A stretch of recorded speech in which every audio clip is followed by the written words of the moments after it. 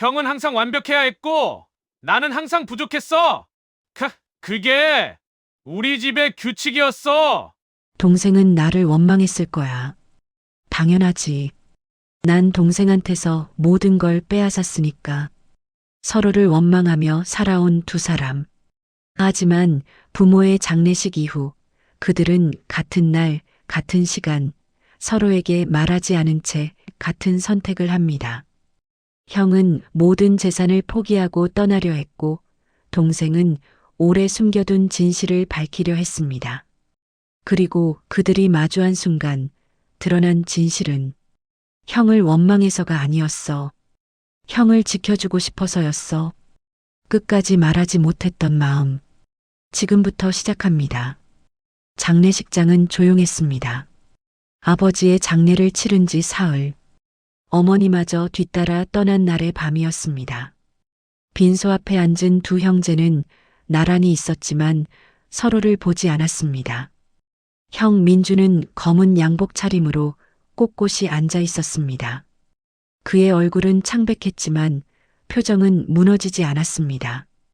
언제나처럼 완벽한 모습을 유지하고 있었습니다.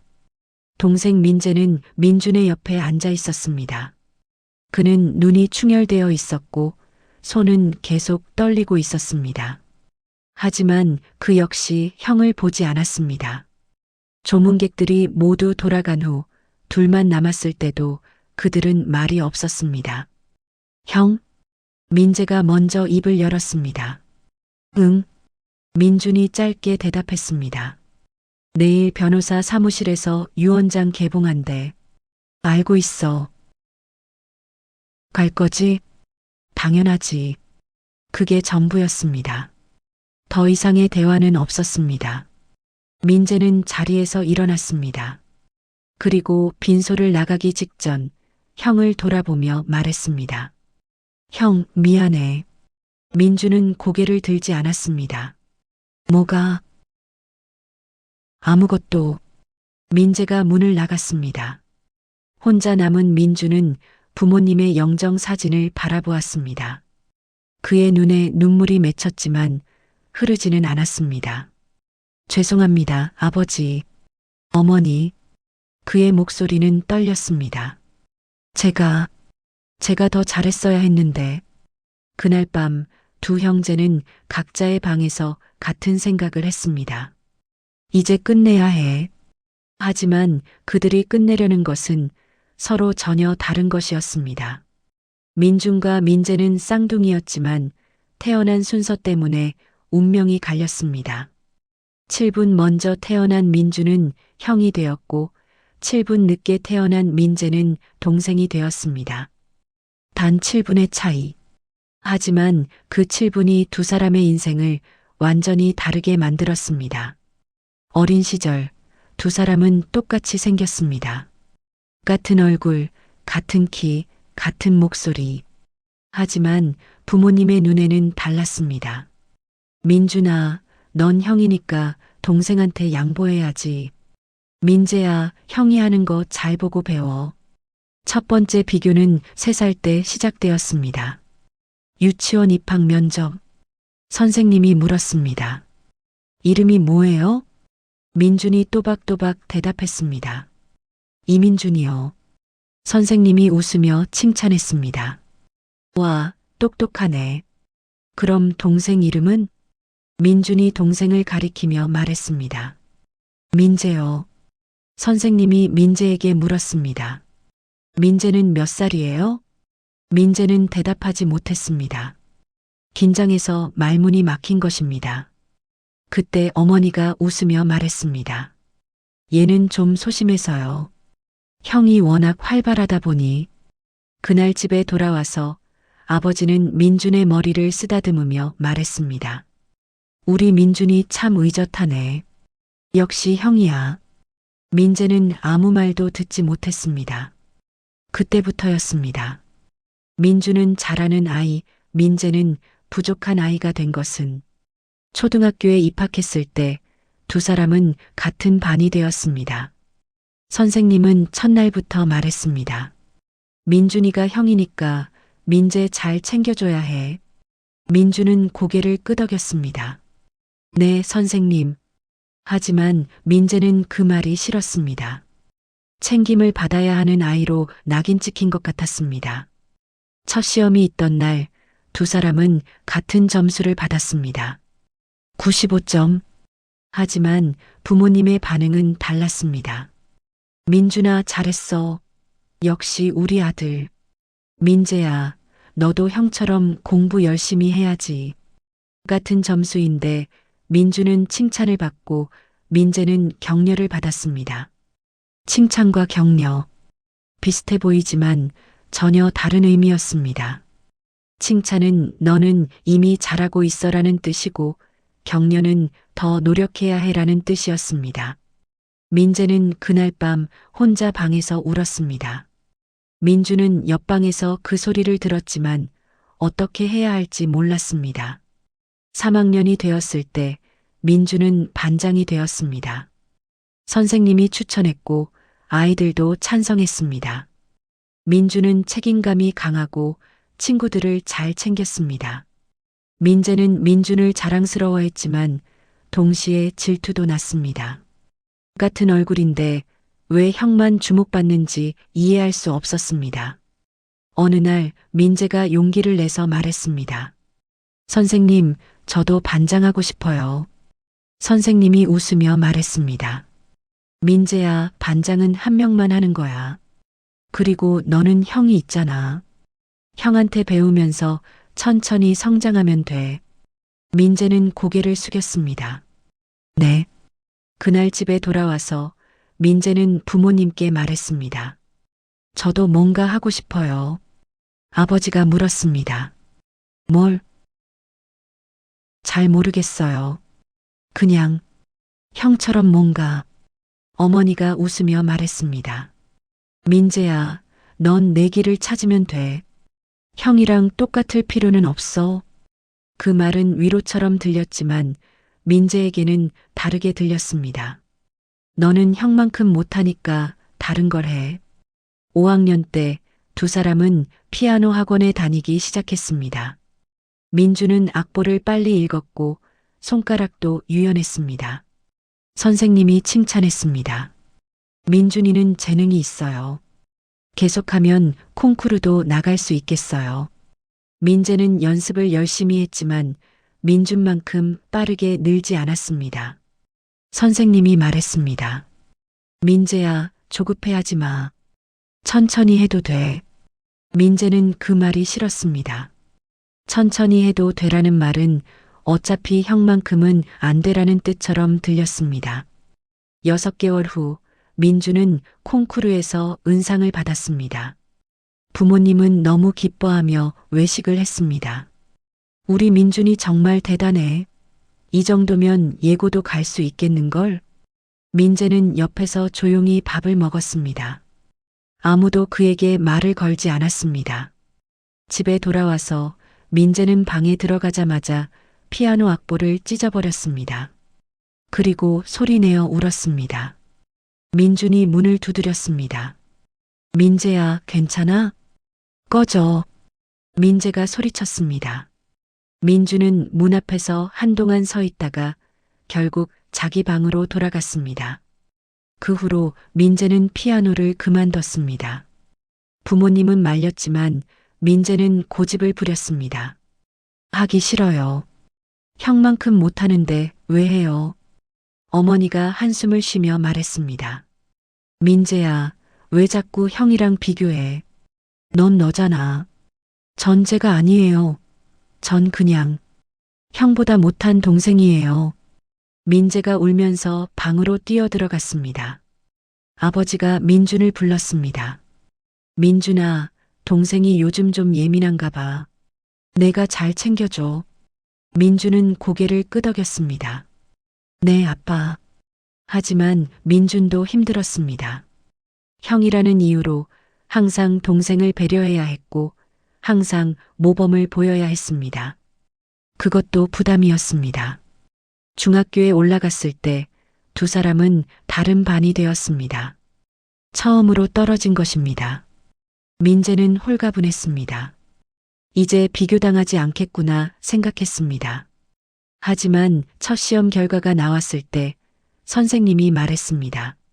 민재야, 내 형이 1등 했다던데? 너도 형처럼 좀 하면 안 되겠니? 민재는 아무 말도 하지 않았습니다. 집에 돌아와서 부모님은 민준을 축하했습니다. 와, 1등. 우리 민준이 대단하다. 민재는 3등이었습니다. 나쁜 성적이 아니었지만 부모님의 반응은 미온적이었습니다. 민재야, 너도 잘했네. 근데 조금만 더 하면 형처럼 1등 할 수 있을 텐데. 민재는 밥을 먹다가 젓가락을 놓았습니다. 배불러요. 벌써? 조금밖에 안 먹었는데. 배불러요. 민재가 방으로 들어갔습니다. 민주는 밥을 먹으면서 죄책감을 느꼈습니다.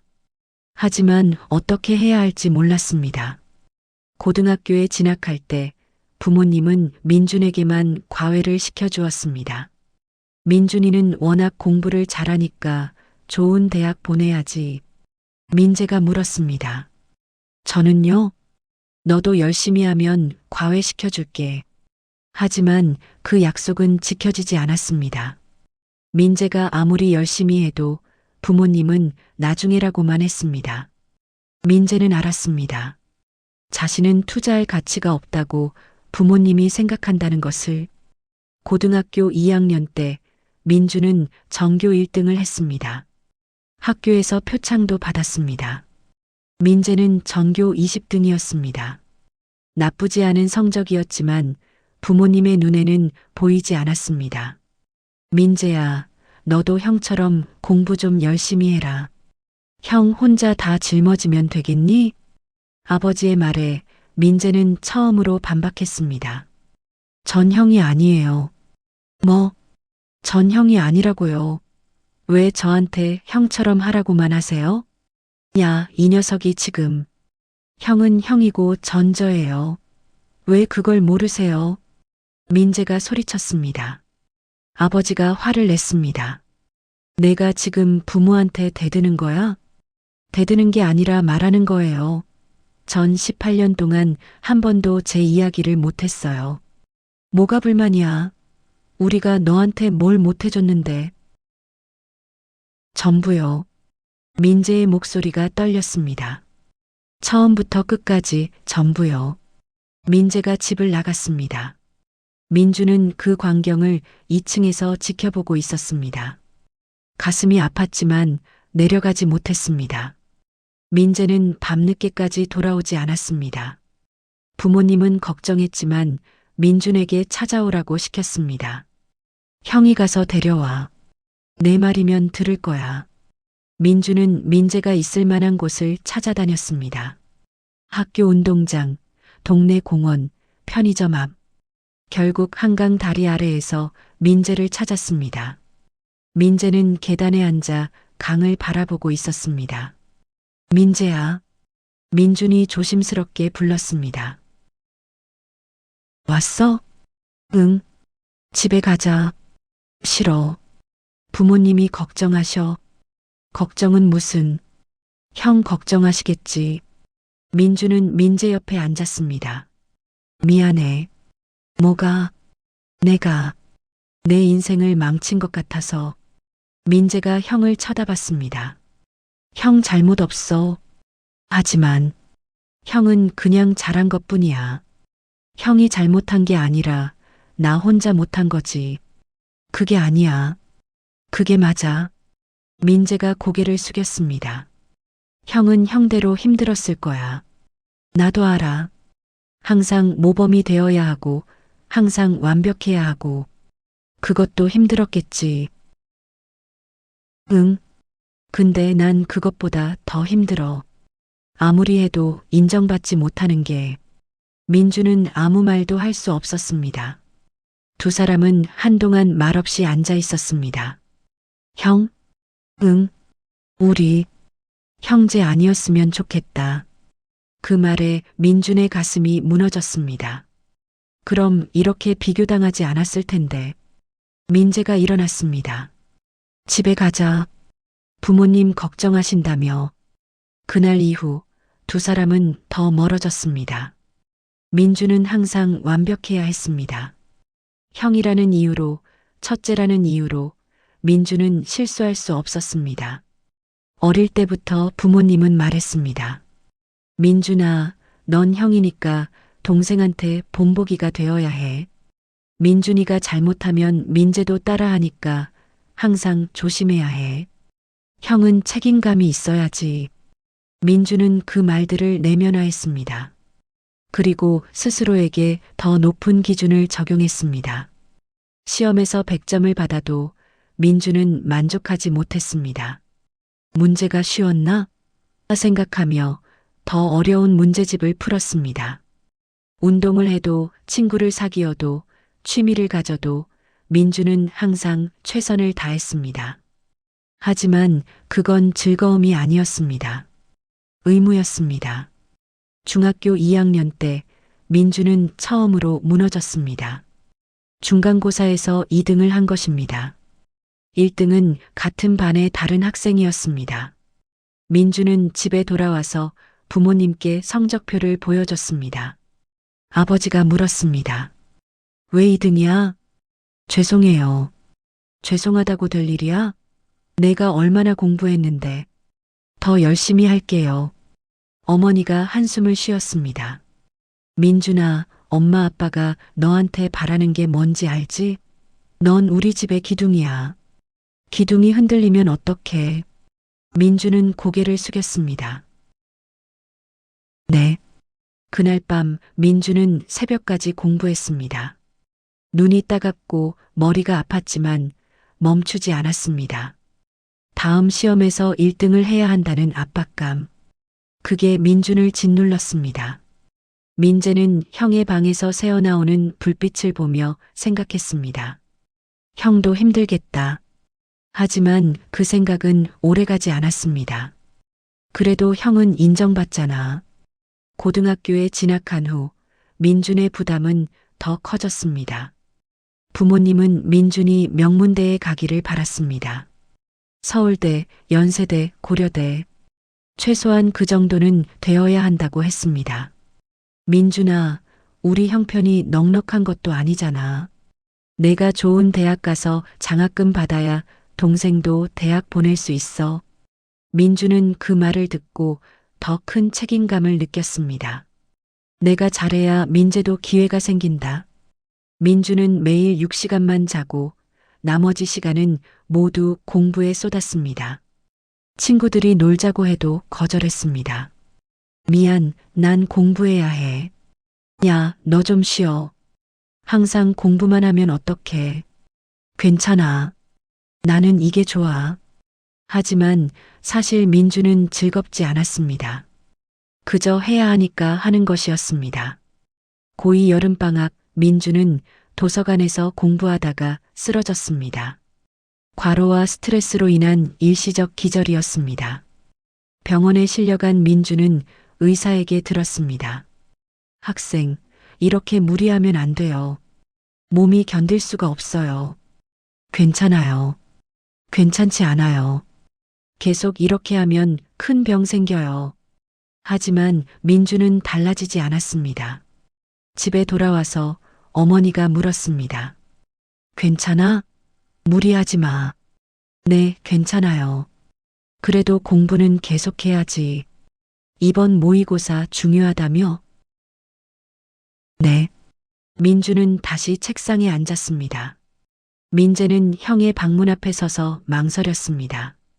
노크를 하고 싶었지만 용기가 나지 않았습니다. 결국 민재는 돌아섰습니다. 수능이 다가올수록 민준의 압박감은 더 커졌습니다. 부모님은 매일 물었습니다. 모의고사 성적 어때? 1등급 유지하고 있어요. 유지만 하면 안 되지. 더 올려야지. 노력할게요. 민주는 알고 있었습니다. 자신이 실패하면 가족 전체가 실망할 것이라는 것을. 수능 당일 민주는 긴장으로 손이 떨렸습니다. 시험을 치르면서 민주는 생각했습니다. 이게 끝이면 얼마나 좋을까? 다행히 민주는 좋은 성적을 받았습니다. 서울대 합격이 가능한 점수였습니다. 부모님은 기뻐했습니다. 역시 우리 민준이 내가 자랑스럽다. 하지만 민주는 기쁘지 않았습니다. 오히려 공허했습니다. 이게 내가 원했던 건가? 민주는 자신이 뭘 원하는지 몰랐습니다. 부모님이 원하는 것만 해왔기 때문입니다. 대학에 입학한 후 민주는 처음으로 자유를 느꼈습니다. 하지만 그 자유는 오래가지 않았습니다. 부모님은 민준에게 계속 전화했습니다. 학점 잘 관리해야 해. 나중에 대기업 가려면 학점이 중요해. 동아리는 스펙에 도움되는 것만 해. 민준아, 내가 잘 되어야 민재도 본받을 게 있어. 민주는 대학에서도 완벽해야 했습니다. 1학년 때 민주는 전공 수업에서 어를 받았습니다. 하지만 교양 수업에서 B를 받았습니다. 부모님에게 전화가 왔습니다. B는 왜 받았어? 죄송해요. 다음엔 더 잘할게요. 민준아, 넌 형이야. 동생 생각해서라도 더 잘해야지. 민주는 전화를 끊고 한숨을 쉬었습니다. 언제까지 이래야 하지? 대학 2학년 여름방학, 민주는 집에 돌아왔습니다. 민재는 고3이 되어 있었고 수능을 앞두고 있었습니다. 민재의 성적은 좋지 않았습니다. 중위권 대학도 위태로운 수준이었습니다. 부모님은 민준에게 말했습니다. 민준아, 동생 좀 가르쳐줘. 내가 가르치면 성적 오를 거야. 민준은 민재에게 다가갔습니다. 민재야, 공부 가르쳐 줄까? 민재는 거절했습니다. 됐어. 왜? 도움이 될 텐데. 형한테 배우고 싶지 않아. 왜? 형은 날 이해 못해. 형은 공부를 잘하니까. 민주는 상처받았습니다. 하지만 이해했습니다. 그래, 난 민재의 입장을 이해할 수 없지. 민주는 방으로 돌아갔습니다. 대학 3학년 민주는 취업 준비를 시작했습니다.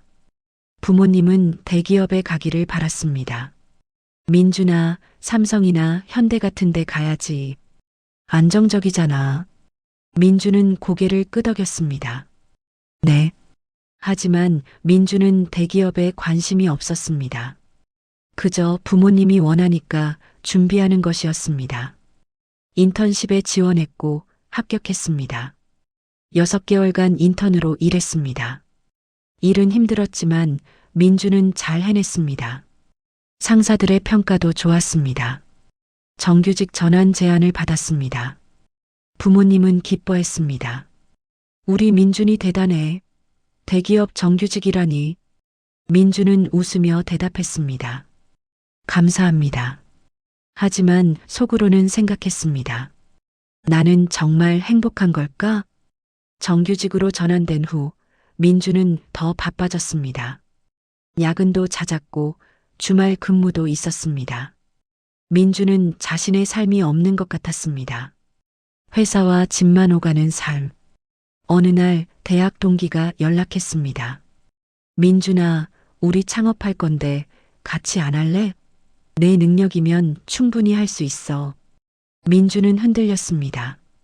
하지만 부모님 생각이 났습니다. 미안, 난 지금 회사 다니는 게 좋아. 그래, 너 행복해? 응. 전화를 끊고 민주는 생각했습니다. 나는 행복한가? 대답은 나오지 않았습니다. 몇 년이 흘렀습니다. 민주는 승진도 하고 연봉도 올랐습니다. 객관적으로 성공한 삶이었습니다. 하지만 민주는 공허했습니다. 30살이 되던 해 부모님은 민준에게 결혼을 권했습니다. 민준아, 이제 결혼도 해야지. 엄마 아빠가 손주 보고 싶다. 아직 이르지 않아요? 뭐가 이르니? 내 나이면 결혼 정년기야. 민주는 연애를 한 적이 없었습니다. 시간도 없었고 여유도 없었습니다. 부모님이 소개팅을 주선했습니다. 민주는 마지못해 나갔습니다. 상대는 괜찮은 사람이었습니다. 대화도 잘 통했습니다. 하지만 민주는 마음이 움직이지 않았습니다. 몇 번 더 만난 후 상대가 물었습니다. 민준 씨, 저한테 관심 없으신 거죠? 아니에요. 솔직히 말씀해 주세요. 전 상관없어요. 민주는 한참을 고민하다가 말했습니다. 죄송해요. 제가 지금 여유가 없어서요. 여유가 없다는 게 무슨 뜻이에요? 저 자신에게도 여유가 없어요. 다른 사람을 사랑할 여유가 없어요. 상대는 민준을 바라보다가 조용히 말했습니다. 민준 씨, 행복하세요? 네. 전 오늘 처음 뵀지만 민준 씨가 행복해 보이지 않아요. 민준은 대답하지 못했습니다. 소개팅은 그걸로 끝났습니다. 집에 돌아와서 부모님이 물었습니다. 어땠어? 잘 안 맞는 것 같아요. 왜? 괜찮은 사람이던데. 제가 아직 준비가 안 된 것 같아요. 아버지가 화를 냈습니다. 준비가 안 됐다니. 넌 이미 30살이야. 언제 준비할 건데? 죄송해요. 넌 항상 그래. 미안하다, 죄송하다만 하지. 내 생각은 없어? 민주는 고개를 숙였습니다. 없어요. 뭐? 제 생각은 없어요. 전 제가 뭘 원하는지 모르겠어요. 부모님은 당황했습니다. 어머니가 물었습니다. 무슨 소리야? 전 제 인생을 산 적이 없어요. 민준의 목소리가 떨렸습니다. 전 항상 부모님이 원하는 걸 했어요. 형으로서 해야 할 일을 했어요. 근데 제가 뭘 원하는지는 한 번도 생각해 본 적이 없어요. 아버지가 한숨을 쉬었습니다. 민준아, 우리가 너한테 뭘 강요한 적 없어.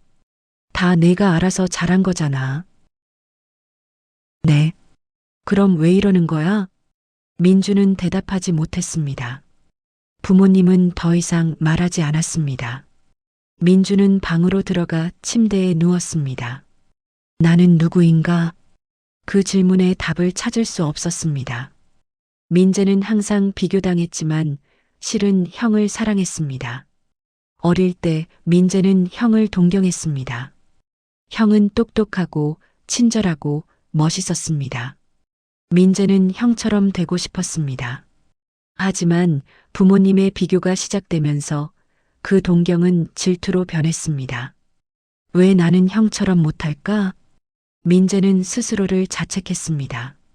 중학교 1학년 때 민재는 처음으로 형에게 화를 냈습니다. 시험 전날 민준이 민재에게 물었습니다. 민재야, 시험 준비 잘 돼? 응. 어려운 거 있으면 물어봐. 내가 가르쳐 줄게. 민재는 형의 호의를 거절했습니다. 됐어. 혼자 할 수 있어. 그래. 그럼 화이팅. 시험 결과 민주는 100점, 민재는 70점이었습니다. 부모님은 민재를 나무랐습니다. 형이 가르쳐 준다고 했잖아. 왜 안 물어봤어? 몰라요. 넌 왜 그렇게 고집이 세니? 민재는 대답하지 않았습니다. 사실 민재는 형에게 배우기 싫었습니다. 형에게 배우는 순간 나는 형보다 못하다는 것을 인정하는 것 같았습니다. 고등학교에 올라가서 민재는 공부를 포기했습니다. 어차피 형만큼 못할 거면 뭐하러 하나. 성적은 점점 떨어졌습니다. 부모님은 걱정했지만 민재는 귀를 닫았습니다. 대신 민재는 다른 것에서 의미를 찾으려 했습니다. 그림을 그리기 시작했습니다. 처음엔 취미였지만 점점 깊이 빠져들었습니다. 민재는 그림 그릴 때만큼은 비교당하지 않았습니다. 자신만의 세계가 있었습니다. 고2 여름 민재는 미술대회에 나갔습니다. 그리고 동상을 받았습니다. 민재는 너무 기뻤습니다. 드디어 나도 뭔가 해냈다. 집에 돌아와서 부모님께 상장을 보여줬습니다. 엄마, 아빠, 제가 상 받았어요. 어머니가 상장을 보며 말했습니다. 오, 그래. 잘했네. 동상이에요. 제가 처음으로 상 받았어요. 아버지가 물었습니다. 그래. 근데 이거 대학 가는데 도움돼? 민재의 얼굴이 굳었습니다. 네. 미술로는 먹고 살기 힘들잖아. 그냥 취미로 하고 공부에 집중해. 하지만 형 봐. 형은 공부 열심히 해서 좋은 대학 갈 거야. 너도 그래야지. 민재는 상장을 구겼습니다. 네. 그날 밤 민재는 그림을 모두 찢어버렸습니다. 민준이 동생 방에서 나는 소리를 듣고 노크했습니다. 민재야, 괜찮아? 꺼져. 민주는 문 밖에서 한참을 서 있다가 돌아갔습니다. 민재는 울면서 생각했습니다. 나는 뭘 해도 안 되는구나. 고3이 되었을 때 민재는 공부에 집중하지 못했습니다. 부모님은 민준에게 민재를 가르쳐 달라고 했지만 민재는 거부했습니다. 수능 성적은 좋지 않았습니다. 민재는 지방의 무명 대학에 겨우 합격했습니다. 부모님은 실망했습니다. 민재야, 재수할래? 싫어요. 그럼 이 대학 갈 거야? 네. 알았어. 부모님은 더 이상 말하지 않았습니다. 민재는 알았습니다. 부모님이 자신을 포기했다는 것을. 대학에 입학한 후 민재는 집을 떠났습니다. 기숙사에서 살기 시작했습니다. 부모님은 가끔 연락했지만 민재는 짧게 대답했습니다. 잘 지내니? 네. 공부는? 잘하고 있어요. 형한테는 연락했어? 아니요. 가끔 형한테도 연락해. 형이 걱정한대. 민재는 전화를 끊었습니다. 대학 생활은 평범했습니다. 친구도 사귀고 동아리도 했습니다. 하지만 민재는 항상 공허함을 느꼈습니다. 나는 뭘 하고 싶은 걸까? 대학 2학년 여름방학, 민재는 우연히 사진을 배우게 되었습니다. 친구가 카메라를 빌려줬고 민재는 사진을 찍기 시작했습니다. 사진을 찍을 때 민재는 행복했습니다. 그림 그릴 때처럼 자신만의 세계가 있었습니다. 민재는 사진에 빠져들었습니다. 매일 카메라를 들고 거리를 돌아다녔습니다. 민재의 사진은 독특했습니다. 평범한 풍경에서 특별함을 찾아냈습니다. 친구들이 칭찬했습니다. 민재야, 너 진짜 재능 있는데? 사진전 열어봐. 민재는 웃었습니다.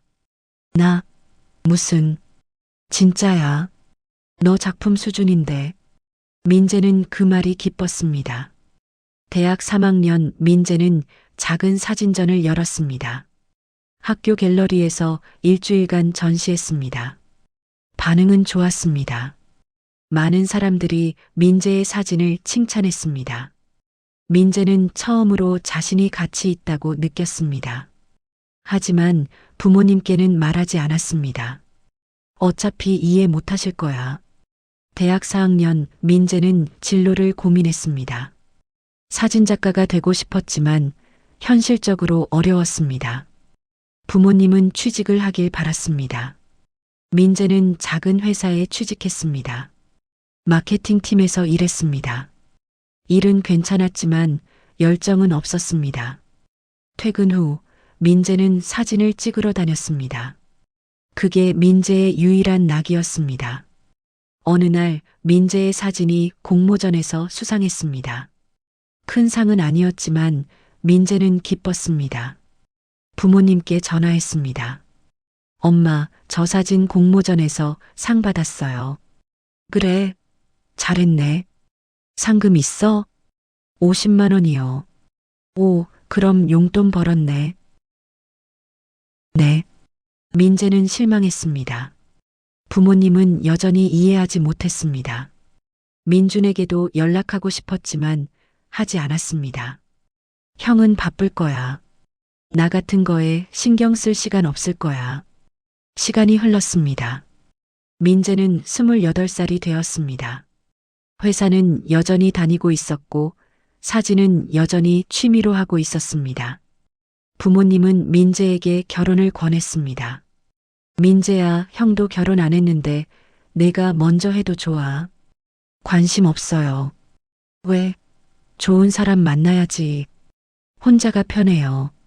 사실 민재는 사람을 만나는 게 두려웠습니다.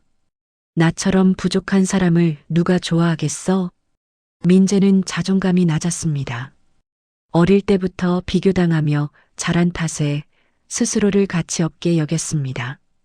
어느 날 민재는 우연히 형을 만났습니다.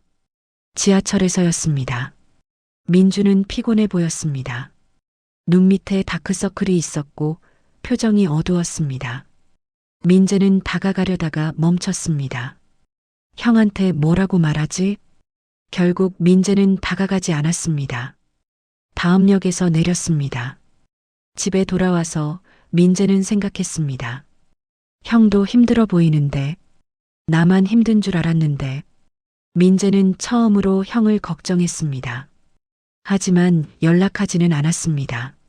내가 뭐라고 형을 위로해. 나도 내 인생 못 사는데.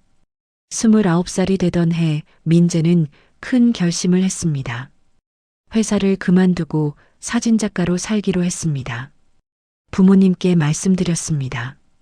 저 회사 그만두고 사진작가 할래요. 아버지가 화를 냈습니다. 무슨 소리야? 그걸로 어떻게 먹고 살아? 잘 모르겠어요. 근데 해보고 싶어요. 민재야, 정신 차려. 내 나이가 몇인데? 29살이요. 그럼 더더욱 안정적인 직장 다녀야지. 민재는 고개를 저었습니다. 저 이대로는 못 살 것 같아요. 제가 하고 싶은 거 해보고 싶어요. 어머니가 한숨을 쉬었습니다. 민준이 봐. 형은 대기업 다니면서 안정적으로 사는데 넌 왜 그러니? 전 형이 아니에요. 민재의 목소리가 떨렸습니다. 전 형처럼 살 수 없어요. 저는 제 방식대로 살고 싶어요. 부모님은 더 이상 말리지 않았습니다. 알아서 해. 민재는 회사를 그만뒀습니다. 그리고 프리랜서 사진작가로 활동하기 시작했습니다. 처음엔 힘들었습니다. 일거리도 없고 돈도 없었습니다. 하지만 민재는 포기하지 않았습니다. 조금씩 일이 들어오기 시작했습니다. 결혼식 사진, 돌잔치 사진, 프로필 사진. 민재는 최선을 다했습니다. 1년이 지나자 민재는 어느 정도 자리를 잡았습니다. 입소문이 나면서 일거리가 늘었습니다. 민재는 처음으로 자신이 자랑스러웠습니다. 나도 할 수 있구나. 하지만 부모님께는 말하지 않았습니다. 어차피 인정 안 해주실 거야. 30살이 되던 해 민재는 전시회를 열었습니다. 작은 갤러리였지만 민재에게는 큰 의미였습니다. 많은 사람들이 왔습니다. 친구들, 지인들, 사진을 좋아하는 사람들. 민재는 행복했습니다. 그런데 갤러리 문이 열리고 민준이 들어왔습니다. 민재는 놀랐습니다. 형? 민준이 웃으며 말했습니다. SNS에서 봤어. 축하해. 어떻게? 내 사진 좋더라. 진짜? 민재는 눈물이 날 것 같았습니다. 고마워, 형. 민주는 전시회를 둘러보았습니다. 민재의 사진들은 모두 일상의 아름다움을 담고 있었습니다. 평범한 골목, 낡은 계단, 비오는 창문. 하지만 민재의 시선으로 보면 그 모든 것이 특별했습니다. 민주는 한 사진 앞에서 오래 멈춰 섰습니다. 그것은 두 사람의 그림자가 함께 있는 사진이었습니다. 제목은 형제였습니다. 민준이 물었습니다. 이거 우리? 응. 언제 찍었어? 고등학교 때. 형이 나 찾으러 한강 왔을 때. 민주는 기억했습니다. 민재가 집을 나갔던 날. 그때 사진 찍었었어? 응. 몰래. 민주는 사진을 보며 말했습니다. 좋은 사진이다. 고마워. 두 사람은 한참을 그 사진 앞에 서 있었습니다. 전시회가 끝난 후 민준이 물었습니다. 커피 한 잔 할래? 그래. 카페에 앉아서 민준이 말했습니다. 민재야, 나 부럽다. 뭐가? 너는 내가 하고 싶은 거 하잖아. 민재는 놀랐습니다. 형이 나를 부러워해? 응. 난 내가 뭘 하고 싶은지도 모르겠거든. 형도 힘들었구나. 응. 많이. 두 사람은 처음으로 솔직한 대화를 나눴습니다. 민재는 형에 대한 오해가 풀렸습니다. 형도 힘들었구나. 형도 자유가 없었구나. 민주는 동생에 대한 죄책감이 조금 덜어졌습니다. 민재는 자기 길을 찾았구나. 그날 이후 두 사람은 조금 더 가까워졌습니다. 가끔 연락하고 가끔 만났습니다. 하지만 여전히 벽은 있었습니다. 어린 시절의 상처는 쉽게 아물지 않았습니다. 그로부터 2년 후 아버지가 쓰러졌습니다. 뇌출혈이었습니다. 병원으로 달려간 민준과 민재는 의사에게 들었습니다. 상태가 좋지 않습니다. 각오하셔야 할 것 같습니다. 어머니는 울었습니다. 민준은 어머니를 부축했습니다. 민재는 벽에 기대어 고개를 숙였습니다. 아버지는 일주일 후 돌아가셨습니다. 장례는 조용히 치러졌습니다. 장례를 치르는 동안 어머니는 많이 쇠약해졌습니다. 원래 건강이 좋지 않았는데 남편의 죽음이 큰 충격이었습니다. 아버지 장례를 치른 지 한 달 후 어머니도 쓰러졌습니다. 심장마비였습니다. 병원으로 이송되었지만 의식을 회복하지 못했습니다. 민준과 민재는 병실에서 어머니를 지켰습니다. 어머니는 이틀 후 숨을 거두었습니다. 마지막 순간 어머니는 두 아들의 손을 잡았습니다. 미안하다. 엄마가 너희를. 어머니는 끝까지 말을 잇지 못했습니다. 민준과 민재는 울었습니다. 부모님의 장례를 모두 치른 후 변호사로부터 연락이 왔습니다. 유언장 개봉식이 있습니다. 내일 사무실로 와주시기 바랍니다. 다음 날 민준과 민재는 변호사 사무실에 갔습니다. 변호사가 유언장을 꺼냈습니다. 아버님께서 생전에 작성하신 유언장입니다. 유언장에는 이렇게 적혀 있었습니다. 나의 모든 재산은 장남 민준에게 상속한다. 민준은 책임감이 강하고 능력이 있으니 재산을 잘 관리하고 동생을 돌봐주기 바란다. 민재에게는 미안하지만 내가 아직 안정적이지 못하니 형에게 맡기는 것이 낫다고 판단했다. 형제간 우애 있게 지내라. 민재는 유언장을 보고 아무 말도 하지 못했습니다. 민준도 말을 잃었습니다. 변호사가 말했습니다. 재산 목록은 이렇습니다. 집 한 채, 예금 2억, 주식 5천만 원, 총 3억 정도 됩니다. 민재는 자리에서 일어났습니다. 저 먼저 가볼게요. 민재야. 민준이 불렀지만 민재는 돌아보지 않았습니다. 민재는 밖으로 나가 걸었습니다. 가슴이 아팠습니다. 죽는 순간까지도 날 못 믿으셨구나. 민재는 공원 벤치에 앉아 하늘을 보았습니다. 어쩌면 당연한 거야. 난 항상 부족했으니까. 하지만 아팠습니다. 너무 아팠습니다. 민주는 사무실에 남아 변호사와 이야기했습니다. 상속 절차는 어떻게 되나요? 서류 작업만 하시면 됩니다. 크게 복잡하지 않습니다. 알겠습니다. 민주는 사무실을 나왔습니다. 민재에게 전화했지만 받지 않았습니다. 문자를 보냈습니다. 민재야, 우리 이야기 좀 하자. 답장은 오지 않았습니다. 며칠 후 민주는 민재의 집을 찾아갔습니다. 배를 눌렀지만 민재는 문을 열지 않았습니다. 민재야, 나야. 문 좀 열어줘. 한참 후 문이 열렸습니다. 민재는 수척해 보였습니다. 뭐? 들어가도 돼? 그래. 민주는 집 안으로 들어갔습니다.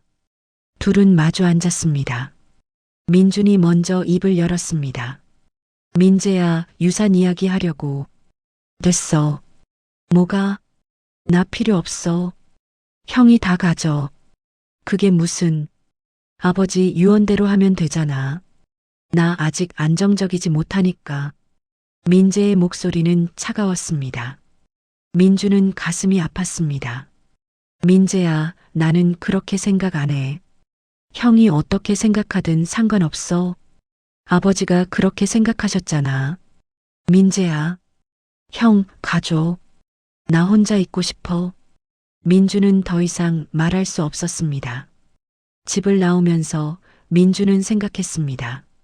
내가 이 유산을 받으면 민재는 더 상처받을 거야. 민주는 결심했습니다. 유산을 포기해야겠다. 그날 밤 민주는 변호사에게 전화했습니다.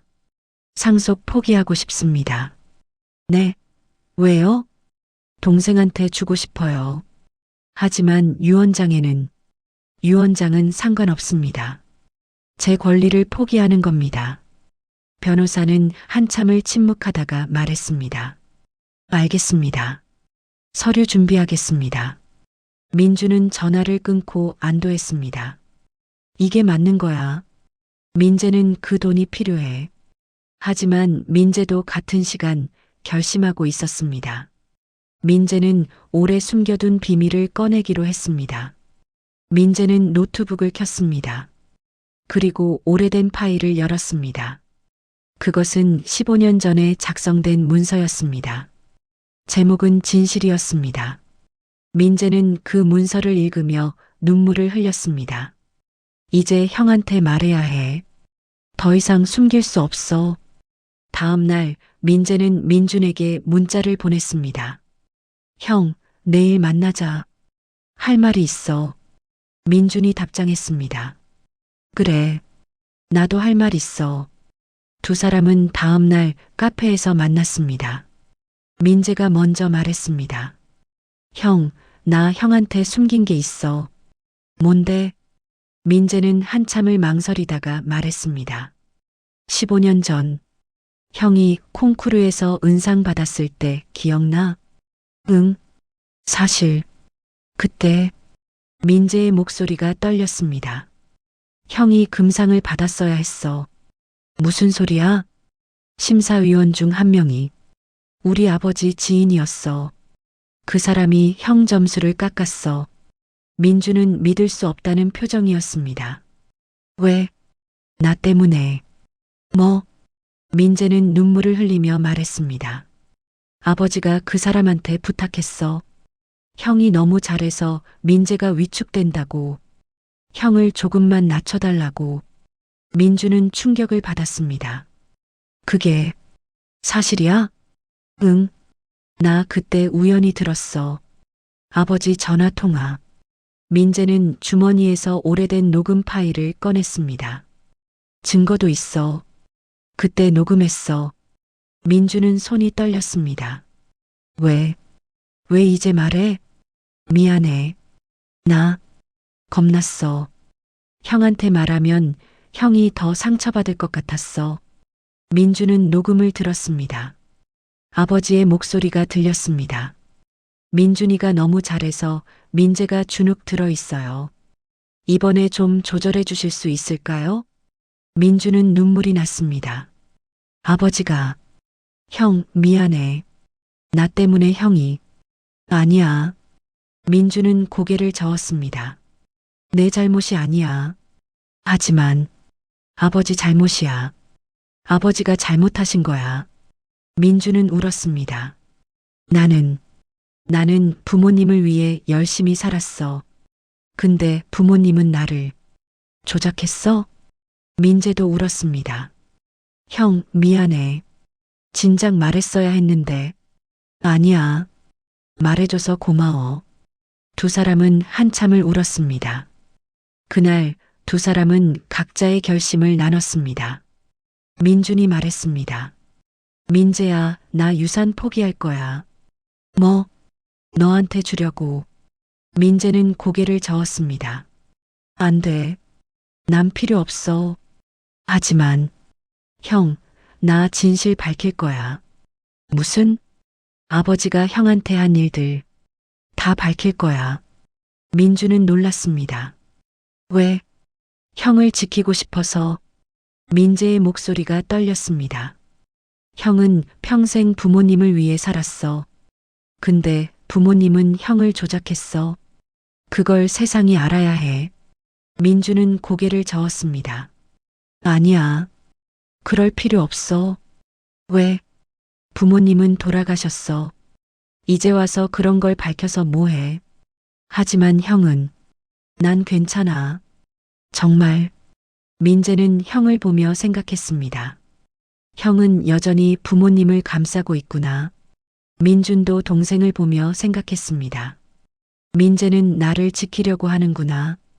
두 사람은 깨달았습니다. 서로를 원망했던 게 아니라 서로를 걱정했다는 것을. 그날 이후 민준과 민재는 각자의 길을 걸었습니다. 민준은 유산 포기 서류를 작성했습니다. 변호사에게 제출하기로 한 날은 다음 주 월요일이었습니다. 민재는 진실을 담은 글을 썼습니다. 아버지가 민준에게 한 일들, 부모님의 편애, 그 모든 것을 적었습니다. 블로그에 올리기로 한 날은 다음 주 월요일이었습니다. 같은 날, 같은 시간. 두 사람은 서로에게 알리지 않았습니다. 민주는 생각했습니다. 민재가 알면 말릴 거야. 하지만 난 이렇게 해야 해. 민재는 그 돈으로 자기 꿈을 펼쳐야 해. 민재는 생각했습니다. 형이 알면 말릴 거야. 하지만 난 이렇게 해야 해. 형은 진실을 알 권리가 있어. 주말이 지나고 월요일이 왔습니다. 오전 10시. 민주는 변호사 사무실 앞에 서 있었습니다. 손에는 상속 포기 서류가 들려 있었습니다. 같은 시각 민재는 카페에 앉아 있었습니다. 노트북을 켜고 블로그에 접속했습니다. 글은 이미 작성되어 있었습니다. 업로드 버튼을 누르기만 하면 되었습니다. 민주는 심호흡을 하고 사무실 문을 열었습니다. 민재는 마우스를 업로드 버튼 위에 올렸습니다.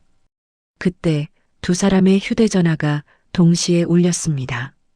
민준의 전화에는 민재에게서 온 문자가 있었습니다. 형, 지금 어디야? 급한 일 있어. 민재의 전화에는 민준에게서 온 전화가 걸려왔습니다. 민재가 전화를 받았습니다. 여보세요? 민재야, 지금 어디야? 카페. 왜? 거기 있어. 내가 갈게. 민준은 사무실을 나왔습니다. 변호사가 불렀습니다.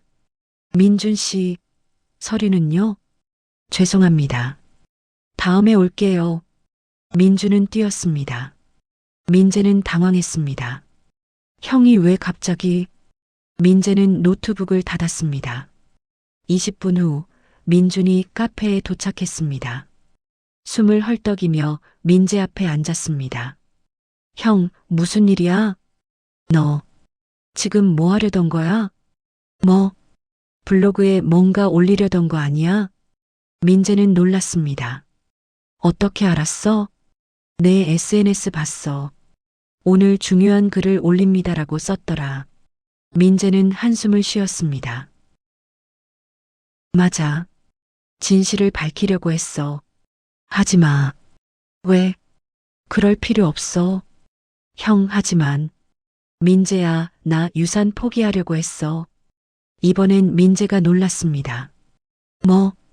너한테 주려고. 오늘 서류 제출하려고 했어. 형, 왜 그래? 너한테 미안해서. 그리고 너는 그 돈이 필요하잖아. 민재는 고개를 저었습니다. 형, 나 필요 없어. 나 지금도 잘 살고 있어. 하지만 형이야말로 왜 포기해? 형 권리야. 난 괜찮아. 난 돈 필요 없어. 나도 괜찮아. 두 사람은 서로를 바라보았습니다. 민재가 웃었습니다. 우리 둘 다 바보네. 민준도 웃었습니다. 그러게. 두 사람은 웃다가 울었습니다. 형, 미안해. 뭐가? 나 형을 원망한 적 있어. 근데 사실 형은 아무 잘못도 없었어. 나도 미안해. 난 내 고통을 몰랐어. 두 사람은 한참을 울었습니다. 카페 안에 사람들이 쳐다봤지만 신경 쓰지 않았습니다. 울음이 멈춘 후 민재가 물었습니다. 형, 우리 이제 어떡하지? 모르겠어. 유산은? 너 가져. 싫어. 형이 가져. 두 사람은 또 웃었습니다. 아니면 반반 나눌까? 민준의 제안에 민재가 고개를 끄덕였습니다. 그게 낫겠다. 그래. 그럼 그렇게 하자. 하지만 민재는 다시 말했습니다. 형, 근데 나 진짜 필요 없어. 형이 다 가져. 민재야. 진짜야. 나 지금 수입도 괜찮고 돈 필요한 곳도 없어. 민주는 한참을 생각하다가 말했습니다. 그럼 이렇게 하자. 우리 둘 다 필요 없으면 기부하자. 기부? 응. 우리 같은 처지의 아이들 돕는데. 민재는 눈이 커졌습니다. 그거 좋은데? 비교당하며 자라는 아이들. 형제간 갈등으로 힘들어하는 아이들. 그런 아이들 돕는 재단 만들자. 민재는 고개를 끄덕였습니다. 좋아. 그렇게 하자. 두 사람은 손을 마주 잡았습니다. 형? 응. 우리 이제 진짜 형제 같네. 민주는 웃었습니다. 우린 원래 형제야. 그치. 근데 이제야 진짜 형제 같다는 거야. 두 사람은 따뜻하게 웃었습니다. 다음 날 민준과 민재는 함께 변호사 사무실에 갔습니다. 변호사에게 둘의 결정을 말했습니다. 유산을 모두 기부하고 싶습니다. 변호사는 놀랐습니다. 전액을요? 네. 형제 갈등으로 힘들어하는 아이들을 돕는 재단을 만들고 싶습니다. 변호사는 한참을 두 사람을 바라보다가 말했습니다. 훌륭한 결정이십니다. 도와드리겠습니다. 서류 작업을 진행했습니다. 재단 이름은 형제의 집으로 정했습니다. 집으로 돌아가는 길 민재가 말했습니다. 형, 부모님 집은 어떻게? 그것도 팔아서 재단에 쓰자. 근데 추억이 있잖아. 민주는 고개를 저었습니다. 추억은 마음속에 있어. 집은 그냥 건물일 뿐이야. 민재는 고개를 끄덕였습니다. 맞아. 그날 밤 두 사람은 부모님 집에서 마지막 밤을 보내기로 했습니다. 집은 텅 비어 있었습니다. 가구들은 이미 정리되어 있었습니다. 민준과 민재는 거실에 앉아 어릴 적 앨범을 꺼냈습니다. 앨범 속에는 두 사람의 어린 시절 사진이 가득했습니다. 형, 이거 봐. 우리 쌍둥이인 거 티나지? 응. 똑같네. 이때는 좋았는데. 민재의 목소리가 잠겼습니다. 민주는 동생의 어깨에 손을 얹었습니다. 민재야, 부모님이 우릴 사랑하지 않은 건 아니야. 알아. 그냥 방법을 몰랐던 거야. 민재는 눈물을 닦았습니다. 형은 원망 안 해? 부모님을. 해. 솔직히 원망스러워. 나도. 두 사람은 한참을 침묵했습니다. 민준이 말했습니다. 근데 이제는 놓아주려고. 원망을 놓아주고 우리 인생을 살려고. 응. 나도. 민재가 앨범의 한 페이지를 넘겼습니다. 거기에는 두 사람이 손을 잡고 웃고 있는 사진이 있었습니다. 형, 이때로 돌아갈 수 있으면 좋겠다. 응. 나도. 민주는 사진을 오래 바라보았습니다. 민재야, 우리 이제부터라도 이렇게 살자. 어떻게? 손잡고 같이 서로 의지하면서. 민재는 형의 손을 잡았습니다. 그래. 그렇게 하자. 그날 밤 두 사람은 많은 이야기를 나눴습니다. 어릴 때 기억, 힘들었던 순간, 서로에 대한 오해, 숨겨왔던 마음, 모든 것을 털어놓았습니다. 민재가 말했습니다. 형, 사실 나 형이 부러웠어. 나도 너 부러웠어. 뭐가? 너는 자유로웠잖아. 기대에서 벗어나 있었잖아. 민재는 쓴웃음을 지었습니다. 그게 자유였어? 난 그냥 무시당한 거였어. 미안. 괜찮아. 이제 다 지난 일이야. 민준이 물었습니다. 민재야, 앞으로 뭐 하고 싶어? 사진 계속할 거야. 형은? 모르겠어. 아직? 회사는? 그만둘까봐. 민재는 놀랐습니다. 진짜? 응. 이제는 내가 하고 싶은 걸 해보고 싶어. 형이 하고 싶은 게 뭔데? 민주는 한참을 생각했습니다. 글 쓰고 싶어. 글? 응. 우리 이야기 같은 거. 민재는 웃었습니다. 좋은데? 형이 글 쓰면 나 사진 찍어줄게. 그래. 응. 우리 형제 프로젝트 하자. 민주는 웃었습니다. 좋아. 두 사람은 밤새 이야기했습니다. 동이 트기 시작했을 때 민재가 말했습니다. 형, 나 형한테 하고 싶은 말 있어. 뭔데? 고마워. 뭐가? 나를 포기하지 않아줘서. 민주는 고개를 저었습니다. 난 한 번도 널 포기한 적 없어. 알아. 그래서 고마운 거야. 민주는 동생을 안았습니다. 나야말로 고마워. 진실을 말해줘서. 두 사람은 한참을 안고 있었습니다. 해가 완전히 뜬 후 두 사람은 집을 나왔습니다. 문을 잠그기 전 민준이 말했습니다. 안녕, 우리 집. 민재도 말했습니다. 안녕. 그리고 고마웠어. 두 사람은 집을 떠났습니다. 뒤돌아보지 않았습니다. 앞만 보며 걸었습니다. 새로운 시작을 향해. 1년 후, 형제의 집 재단은 성공적으로 자리를 잡았습니다. 많은 아이들이 도움을 받았습니다. 형제 간 갈등 상담, 심리치료, 교육 지원. 재단은 작지만 의미 있는 변화를 만들고 있었습니다. 민주는 회사를 그만두고 작가가 되었습니다. 첫 책은 자신과 민재의 이야기였습니다. 제목은 같은 이유, 다른 방법이었습니다. 책은 베스트셀러가 되었습니다. 많은 사람들이 공감했습니다. 제 이야기 같아요. 저도 형제와 화해하고 싶어졌어요. 민재는 사진전을 열었습니다. 주제는 형제였습니다. 민준과 함께 1년간 찍은 사진들이었습니다. 웃는 모습, 우는 모습, 대화하는 모습, 걷는 모습, 모든 순간이 담겨 있었습니다. 사진전은 큰 호응을 얻었습니다. 어느 날 재단의 한 청소년이 찾아왔습니다. 17살 소년이었습니다. 저, 형이랑 사이가 안 좋아요. 민준과 민재는 소년과 이야기를 나눴습니다. 소년의 이야기는 그들의 과거와 비슷했습니다.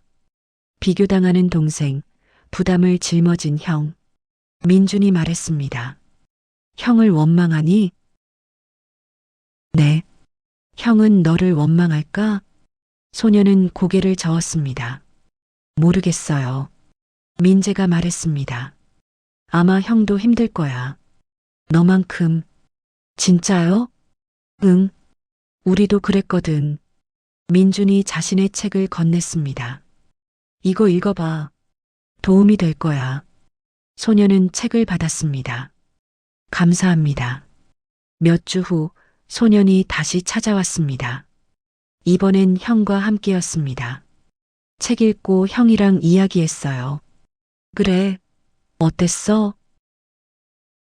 형도 저 때문에 힘들었대요.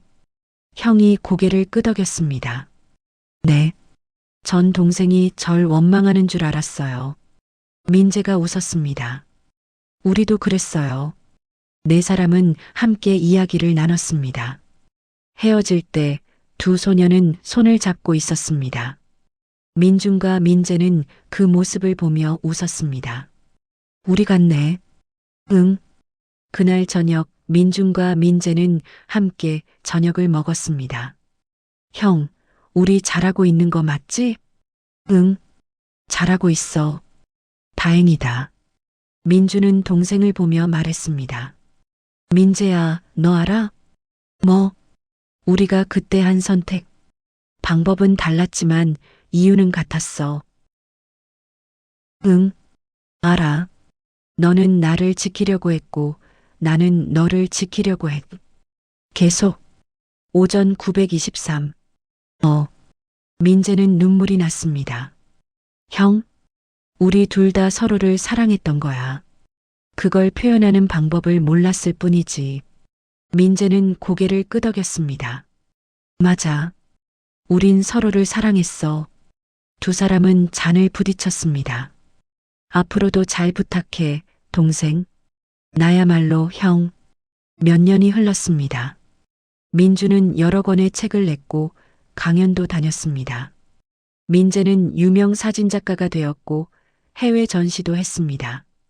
재단은 계속 성장했고 더 많은 아이들을 도왔습니다. 두 사람은 여전히 가까이 지냈습니다. 일주일에 한 번은 꼭 만났고 매일 연락했습니다. 어느 날 민재가 결혼한다고 했습니다. 민주는 너무 기뻤습니다. 축하해. 누구야? 사진 배우러 왔던 학생이야. 좋은 사람이야? 응. 형도 만나봐. 민주는 민재의 약혼자를 만났습니다. 밝고 따뜻한 사람이었습니다. 오빠, 민재 이야기 많이 들었어요. 좋은 이야기만 들었길 바래요. 물론이죠. 오빠 덕분에 민재가 행복해졌다고 들었어요. 민주는 웃었습니다. 아니에요. 민재 스스로 행복해진 거예요. 결혼식 날 민주는 축사를 했습니다. 제 동생 민재는 오랜 시간 힘들어했습니다. 하지만 포기하지 않았습니다. 그리고 지금 이렇게 행복을 찾았습니다. 저는 동생이 자랑스럽습니다. 민재야, 축하해. 그리고 사랑해. 하객들이 박수를 쳤습니다. 민재는 눈물을 흘렸습니다. 민준도 울었습니다. 결혼식이 끝난 후 민재가 말했습니다. 형, 다음은 형 차례야. 나 아직 멀었어. 왜? 형도 좋은 사람 만나야지. 민준은 웃었습니다. 언젠가는. 1년 후 민준도 결혼했습니다. 상대는 민준의 책 편집자였습니다.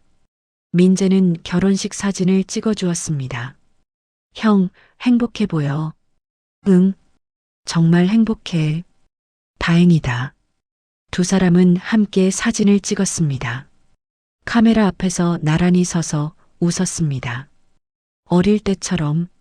하지만 이번엔 진심으로. 몇 년 후 민준과 민재는 각각 아이를 낳았습니다. 민준은 아들, 민재는 딸. 두 아이는 사촌이 되었습니다. 민준과 민재는 아이들을 절대 비교하지 않았습니다. 각자 다르고 각자 특별해. 그렇게 가르쳤습니다. 아이들은 사이좋게 자랐습니다. 민준과 민재는 아이들을 보며 생각했습니다. 우리는 못 누렸던 것을 이 아이들은 누리게 하자. 어느 날 민준의 아들이 물었습니다. 아빠, 삼촌이랑 사이 좋아? 응, 아주 좋아. 근데 할아버지, 할머니 때는 안 좋았다며? 민준은 아들을 안으며 말했습니다. 그래, 한때는 안 좋았어. 하지만 이제는 아주 좋아. 왜 좋아졌어? 서로를 이해하게 됐거든. 이해? 응. 서로가 힘들었다는 걸, 서로를 사랑했다는 걸. 아들은 고개를 끄덕였습니다. 나도 나중에 동생 생기면 사이좋게 지낼래. 민주는 웃었습니다. 그래, 그렇게 해. 민재도 딸에게 비슷한 이야기를 했습니다. 엄마, 아빠랑 큰아빠는 쌍둥이야? 응. 그럼 똑같아? 얼굴은 비슷한데 성격은 달라. 누가 더 좋아? 민재는 웃었습니다. 둘 다 좋아. 다른 방식으로. 나도 나중에 동생 생기면 똑같이 사랑해 줄래? 민재는 딸을 안았습니다. 그래. 그렇게 해. 세월이 흘렀습니다. 민준과 민재는 나이가 들었습니다. 하지만 여전히 가까이 지냈습니다. 어느 날 두 사람은 부모님 산소를 찾아갔습니다. 오랜만이었습니다. 묘 앞에 꽃을 놓고 두 사람은 앉았습니다. 민준이 말했습니다. 아버지, 어머니, 저희 잘 지내고 있어요. 민재도 말했습니다. 이제는 서로 의지하며 살고 있어요. 바람이 불었습니다. 마치 부모님이 대답하는 것 같았습니다. 민준이 눈물을 흘렸습니다. 미안해요. 제가 부모님을 이해하지 못했어요. 민재도 울었습니다. 저도요. 원망만 했어요. 두 사람은 한참을 울었습니다. 그리고 일어섰습니다. 이제 가요. 응. 돌아가는 길 민재가 말했습니다. 형, 우리 잘 살았지? 응. 잘 살았어. 후회 없어? 민주는 고개를 저었습니다. 없어. 너는? 나도. 두 사람은 웃었습니다. 그리고 함께 걸었습니다. 앞을 보며 서로의 손을 잡고 끝. 오늘 이야기는 여기서 마칩니다. 서로 원망하던 형제가 같은 선택을 한 이유. 그것은 서로를 사랑했기 때문입니다. 표현하는 방법은 달랐지만 이유는 같았습니다. 끝까지 말하지 못했던 마음. 하지만 결국 전해진 마음. 그것이 두 사람을 구했습니다. 여러분도 누군가에게 전하지 못한 마음이 있다면 용기 내어 말해보세요. 너무 늦은 때는 없습니다. 오늘 이야기가 여러분께 작은 위로가 되었기를 바랍니다. 들어주셔서 감사합니다. 구독, 좋아요, 지금 어디서 듣고 계신지 댓글 남겨주세요.